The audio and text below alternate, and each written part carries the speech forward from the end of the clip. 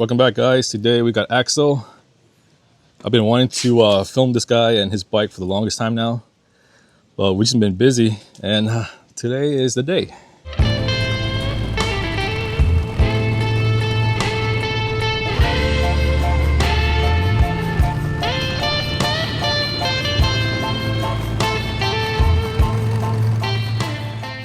Before we start getting into this bike, you want to tell us a little bit about yourself and how you got into the scene? Yeah. I mean, I haven't been in the scene that long, only like maybe a few years. My first bike was a Sports Series 72 EFI. And I was like, first thing I did to it was like threw 6 over tubes on it. And, you know, it was fun and it was fun to ride, but at a certain point, like with rubber mounted bikes, you could only do a certain amount. So I sold that. Well, before that, I actually bought another Evo Sportster, like a 93, that was already hardtailed and everything. So I kind of had those two, but I sold that EFI Sporty to get this bike. And that's how I got the Shovelhead. But just meeting everyone, I met Dre just by accident at a coffee shop. And it turns out he's like my next door neighbor. Like the San Jose scene is pretty, I'd say it's pretty vast. Like everyone's within a pretty close proximity. But yeah, hanging out with Dre and then just meeting everyone like from San Francisco, Santa Cruz, you know, meeting the other boys like Yama, Blue, you know, meeting you. Kind of sick that everyone's just so close by. And everyone's been accepting and very, very nice, honestly. Like I haven't had a bad experience with any chopper person in the scene, which is honestly really cool.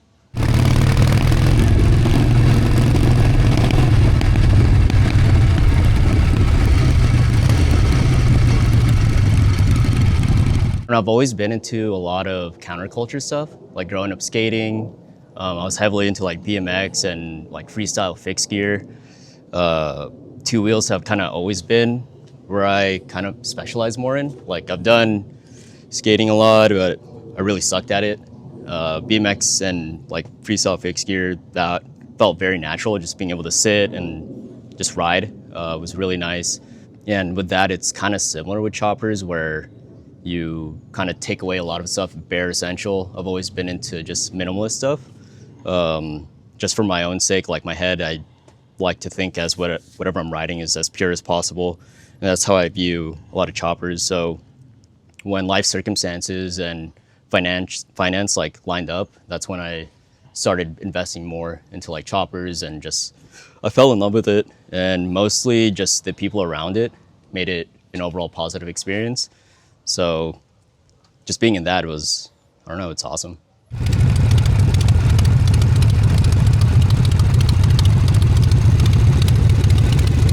Instead of doing normal like international vacation stuff, I kind of just save up and do these chopper trips. Like the cross country trip, it's... I know, that was a crazy one. If you guys haven't seen his movie, check it out. It's Riding Across America, Yin and Yang, right? Yin and Yang, yeah. I'll post the link in the video description. Yeah, that was a fun trip. That was just like me and Tay ripping through the country. There was supposed to be like a handful of us going, but like unfortunately people started dropping off one by one. Yeah. But it was still so much fun. Like what you see on the video is just a fraction of how much fun it was. Like there's only so much you could show in a video. It's like what, a week compressing in one video. Yeah, you can't show that much. 2 weeks, like 2 weeks compressed into like an hour and a half, almost 2 hours. Crazy. But there's just so many good memories out there. But I try to capture like a lot of the good stuff in it. And that trip by far is one of my favorites. That's core memories right there, right? Yeah, that's a core memory. Like the cool thing about like riding trips like that, you see how beautiful America is, right? You see how beautiful the landscapes are, and you see all different types of people, all different walks of life, and doing that was refreshing too, because I realized just meeting everyone across the country was kind of a breath of fresh air. It's kind of nice when you just go to any town and everyone's just welcoming. It kind of proved to me that maybe we're a lot more alike than we are different. So it's nice being able to share that kind of positivity from like one coast to like almost the end of the other coast of the country. Like I didn't have a single negative interaction with anyone. How about lane splitting? Lane splitting? In other states. Okay, maybe that one. They didn't like that in certain states. You kind of forget, like, because we're spoiled in California that you could lane split. Yeah. So when we were going in other countries, you know, we'd In other states, right? forget, Yeah, yeah. we would forget that you can't lane split, and people would not be happy about it. I mean, you're sitting in dead stop traffic and you see these guys like blasting through, just cutting to the front. So I could understand that. But overall, it was maybe that's the only negative interaction. But the actual face to face, talking to people, meeting people in the chopper scene, you know, in like Tennessee or people, you know, from the states in between, it's just cool. Like at a lot of the gas stops, people would stop by and they like, oh yeah, I'm building my Shovelhead Evo, or, you know, I'm building a panhead right now. It's just people want to go up and talk to you because it's such a niche community. Yeah. And not a lot of people who aren't in the scene. Well, a lot of people, yeah, people who are in the scene, they just get it. Like some people ask like, why would you ride this type of bike when there's like better performing, or maybe When there's gold wings out there. yeah, there's more comfortable bikes. But I think there's something to be said about Simple stuff, right? simple, like the purity of it. And at the end of the day, I feel like it's really fun. Just having been on maybe more modern bikes, like ones with Yeah. full suspension, they're fun and like you feel like, you know, for sure you'll get to point A to point B, but there's something cool about something you've wrenched on Yeah. all night. And then, And also while we're young. 'Cause yeah, while we're young, yeah. when you're older, you can't ride this shit cross country no more, you know? No, dude. Like, You gotta do it while you're young. So let's say if there's people out there that wants to do exactly what you did. What kind of advice would you give them? like in terms of Preparing a bike or Oh, prepare yeah. for the trip like that? in terms of like preparation, just make sure that in your gut that you know that everything is bolted on right, everything's locked tight. For the trip, you have to go into it with a really strong, positive mindset. You can't think of wanting to reach the end because that's not the whole point. The point is just being able to enjoy the time on the road, enjoy the time with your buds that you're spending the time with, and just take it one gas stop at a time. And if you break down, just take it one problem step at a time instead of trying to rush to get things fixed or just trying to reach to make the finish line. It is really about the whole process. Enjoy the journey, right? Yeah, it really is a journey because then once you're done with it, you can look back on it. And that kind of goes back to the whole filming and photography of why I do it. I do it because it's a good way for myself and for my friends to look back on all these memories and for us to just like remember all these little minute events in the trip that you forget just from day to day. Because I have a really bad memory. There is stuff that my girlfriend will mention that I have no recollection of.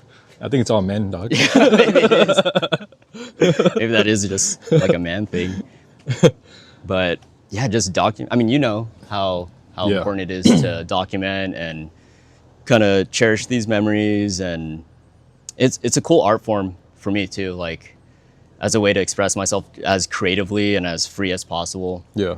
Like my 9 to 5, I do design, and that's in itself has a lot of artistic and like creativity in it. But there's also like the constraints to it because there's a business behind it. Yeah. Or with this, I could just go reins free. This is your world, pretty much. Yeah, right? it's my world. If people love it, that's awesome. If they don't like it, that's fine too. You know, Yeah. that's the subjectivity of art. For that trip, you rode through a lot of states. Mm-hmm. Which one was your favorite? First one that pops in my head is Montana. I think because it was just the right time where we hit that state. It was sunset, golden hour. It had beautiful like cascading mountains, like bodies of sea or bodies of water that we could just look on, and like the sun just hitting like all the scenery was that felt magical. That was really fun. What's the worst state? Oh man. I mean, not because of the state, just because of like what happened there. Maybe Iowa, that was brutal. Just because getting flats back to back. Also, the road sucks. The roads were very punishing on that. Like Iowa itself is a perfectly, fine town. Like people there were super nice. It's just for some reason that's when shit just started happening. Like flat tires, or we were having stuff with our points and condenser. Yeah. It's too rough. It's rough, yeah. Like I thought this bike was shaken down, but then when you start hitting places where the temperature is like a little, just even like 2 degrees warmer, Yeah. or a little bit bumpier, shit will like start rattling off or melting off. Like wires will maybe start hitting hot points like my oil tank and I'll start shorting or whatever. Yeah. Because like I'm used to having this bike shaken down in California, and California is like the most spoiled weather-wise, I feel, in America. So when you start hitting the other states where it's a little bit more demanding and the roads are a little bit more tough, then your bike is really challenged. But then you just pull over, you adjust, and then it's fine. How many miles do you get for that tank? Average maybe 70 if I'm really. That's pretty good. Yeah. You guys have a spare tank too or no? No, we had Gatorade bottles. But it's to show you that, man, this tank size will get you places, you know? Yeah. And I mean, that's like the #1 hater comment. They're like, that's a small tank. You can't go nowhere. No, you could dude, made it across the country with a 2-gallon tank. If anything, it's like actually a benefit having a smaller tank because it gives you more frequent breaks, especially with a hardtail. You want to give your body a little bit of break in between an hour. Yeah. So it gives you time to refuel, not just your bike, refuel your body, rest, and then you're ready to go. Like, and give you opportunity to check out like gas stations, right? Because every gas stations, like, it's sick. In the other states, there's so much, like Casey's, stopped at Buc-ee's. I was like, my jaw, people looked at us like we were crazy because we looked so dirty and just like, our clothes were just ratty. That's tight, dude. But yeah, the gas stations in the other states are way awesome. They got hot chicken sandwiches. Yeah, and it's cheaper, right, compared to California? Yeah, it's way cheaper. And we made it to Tennessee, and that was awesome. We spent like 2 or 3 days there. Is that where Tay is from? He lived there for a little bit. Oh. Yeah, for a few years. So gotcha. We were kind of in his neck of the woods for a little bit. We stayed at our buddy Christian's house there. He was super nice to let us stay there. Will Thomas let us stay at his place in Illinois. That was sick. Like his house is beautiful. The town, gorgeous. Just a lot of history, old brick buildings. Yeah.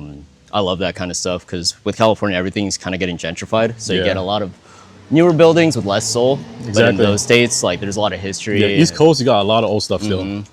There's a lot more character in those little towns. Kind of tells a story. It's more lush, man. Way more lush. Another thing is going through like the middle states, you're on these like 2-lane roads and you're just surrounded by just all green.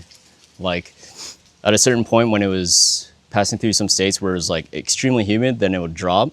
And then you just see like the lush greenery. The weather felt super nice.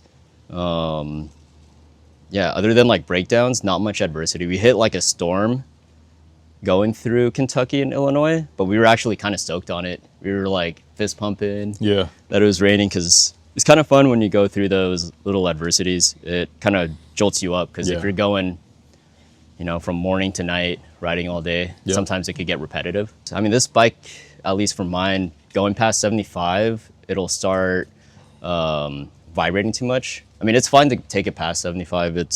It'll do it no problem, but it'll start vibrating like crazy. And your bike's sweet spot too. It's a sweet spot. It just hums. Yeah, it just hums. And our bikes had that same, because we're both on cone shovels. I think we have the same gearing. We're on ratchet top transmissions. Yeah, like we were both pretty well synced up. We were on the same wavelength, so it was sick. Like, and it was cool because when we would hit certain states or a certain town, we'd get super stoked and we'd just look at each other and just smile because we knew the same thing. We were just stoked on what we were seeing around us. And spending time in Tennessee was nice. It was a nice little break. Got to enjoy Paradise Roadshow. That was really fun. And just exploring different parts of Nashville. I haven't been there in a few years, so it was nice seeing it in that lens. A little bit of rest before heading back, and then my bike broke down. And then just U-hauled it back. But that's part of the game, dude. Yeah, it is.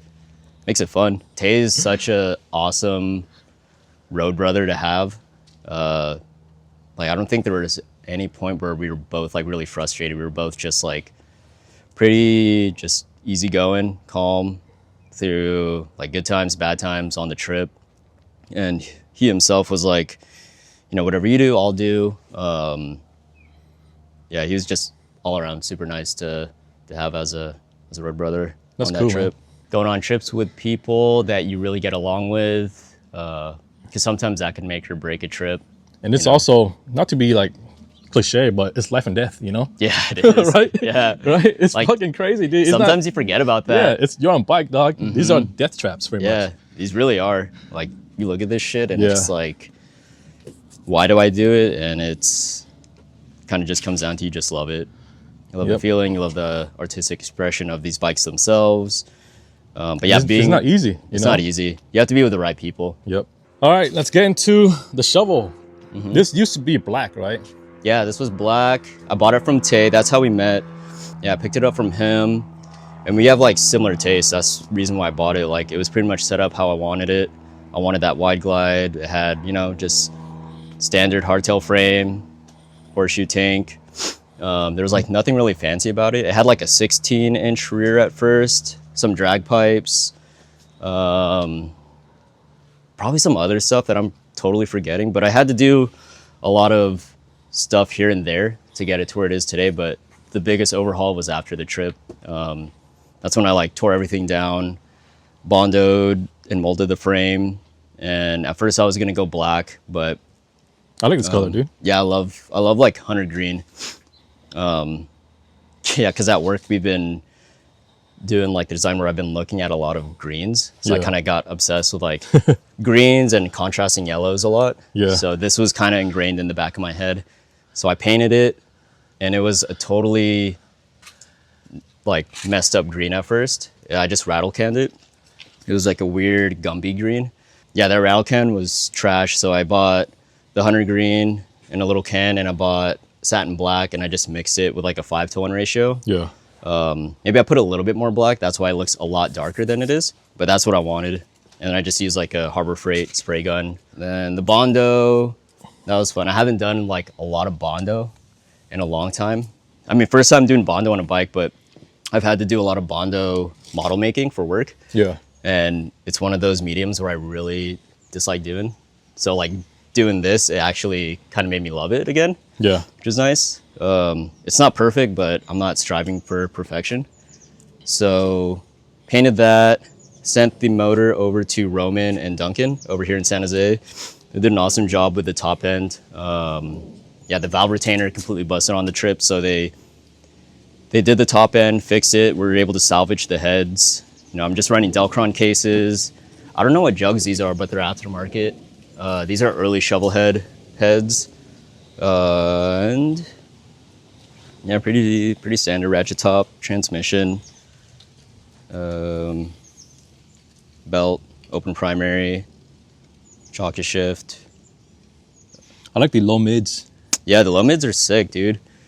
Like I bought your high mids, but once I got these mounted, I'm like, you know, these are actually kind of comfy, especially with how low the seat is. Yeah. It kind of feels like high mids already.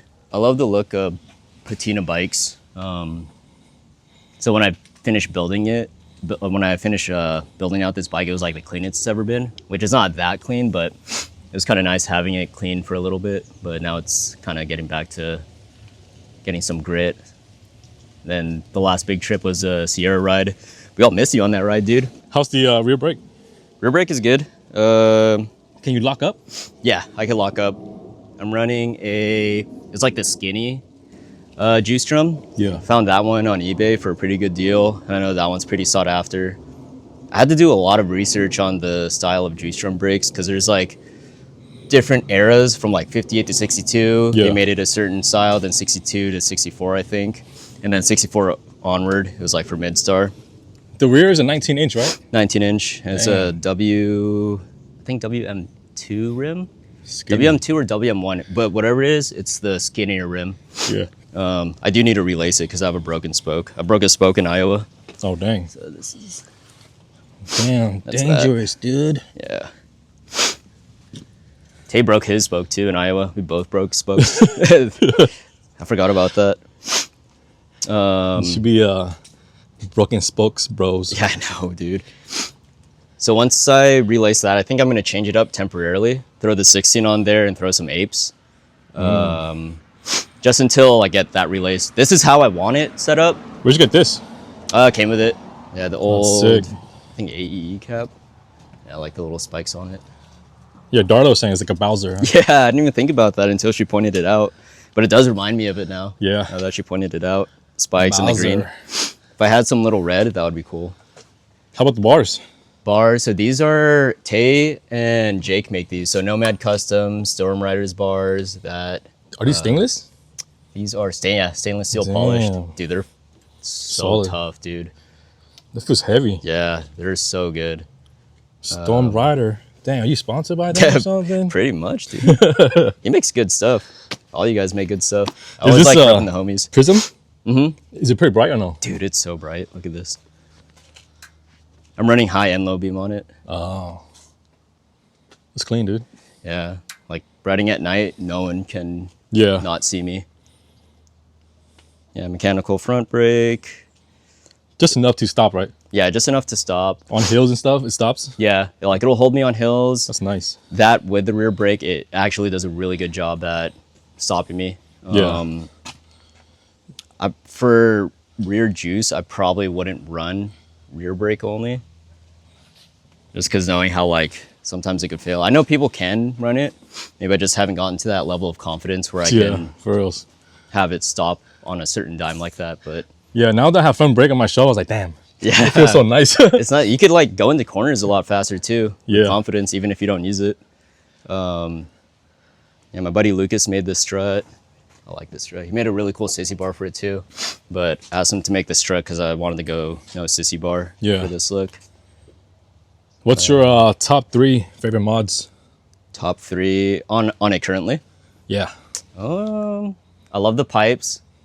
High shotgun pipes is something I've been wanting to do for a while, so I got those from some dude in Santa Rosa.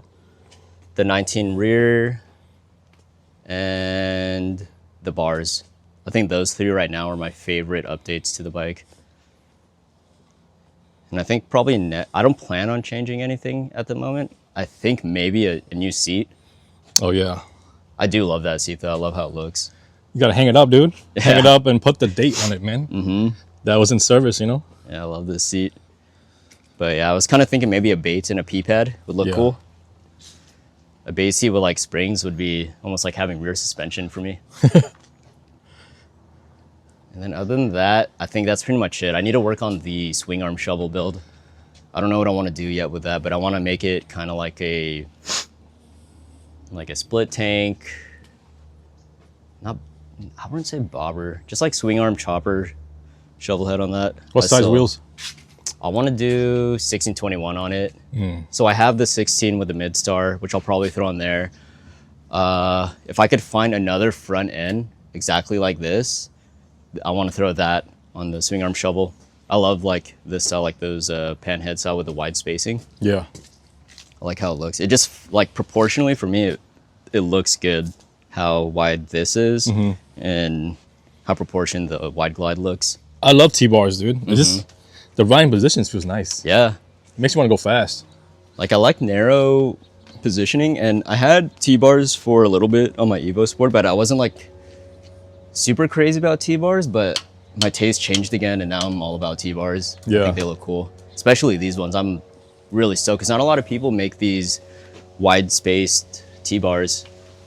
The fact that Jake and Tay made them and it just looks good. On the trip I asked Jake if he could make it and send it to me in Tennessee. Yeah. Because I was running 8-inch risers. Like last minute I had to change up my handlebar situation. And pretty much that whole trip I was kind of hunched forward. Yeah. Not really comfortable. So I asked if he could make these and ship them out, but that's like kind of unreasonable for someone to do that fast. So I got it when I got back, but I'm glad I got it when I got back Yeah. because I only saw it on this type of iteration of the bike, which I like.